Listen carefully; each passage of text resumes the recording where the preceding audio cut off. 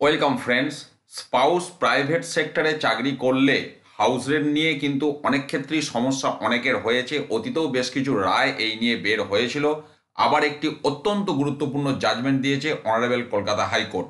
দেখুন, যেটা বলা হচ্ছে এখানে যিনি পিটিশনার ছিলেন, পিটিশনার হচ্ছে একজন অ্যাপ্রুভড অ্যাসিস্ট্যান্ট টিচার যার হাজব্যান্ড আপনার employee of A private company, এবং যিনি হাউস রেন্ট অ্যালাউন্স পান একটা সেপারেট এনগেজমেন্ট হিসাবে, অর্থাৎ এইচআরে তিনি পান, এবং তার স্পাউস, যেটা আমি প্রথমেই বললাম, প্রাইভেট সেক্টরের এমপ্লয়ি।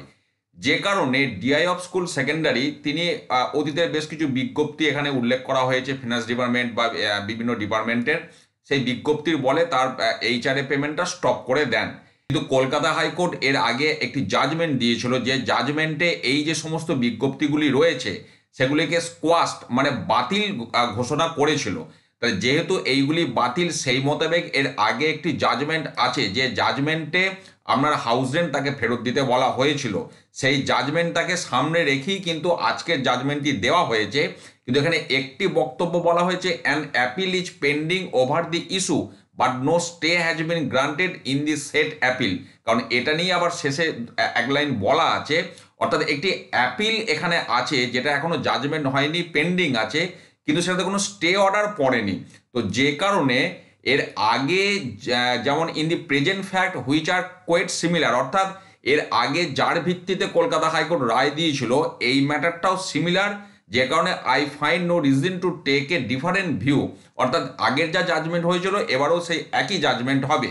সেই জাজমেন্টটা কি, দি কনসার্ন রেসপন্ডেন্ট অথরিটি, মানে গভর্নমেন্ট অফ ওয়েস্ট বেঙ্গলের সাথে যারা রেসপন্ডেন্ট আছে তাদেরকে কলকাতা হাইকোর্ট ডিরেকশন দিচ্ছে যে to release the HRA house rent অ্যালাউন্সটা তাকে দিতে হবে বোথ কারেন্ট অ্যান্ড এরিয়ার, অর্থাৎ কারেন্ট সেটাকে চালু করতে হবে এবং এরিয়ার যেটা আছে সেটাও দিতে হবে।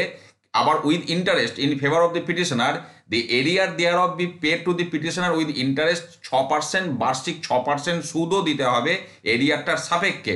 যেদিন থেকে তার এরিয়ার ডিউ এবং যেদিন দেওয়া হবে এই মাঝখানের যে গ্যাপিং, তাতে 6% বার্ষিক সুদ দিতে হবে, এবং সেই সমস্ত টাকা পয়সা 6 সপ্তাহের মধ্যে পেমেন্ট করতে হবে পিটিশনারকে।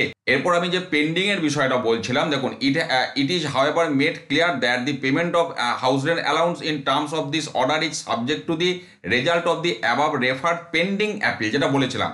কাজে সে পেন্ডিং অ্যাপিল যেটা আছে তাতে যদি ভিন্ন কোনো জাজমেন্ট আসে সেটা তখন এর ওপর কিন্তু প্রভাব ফেলবে।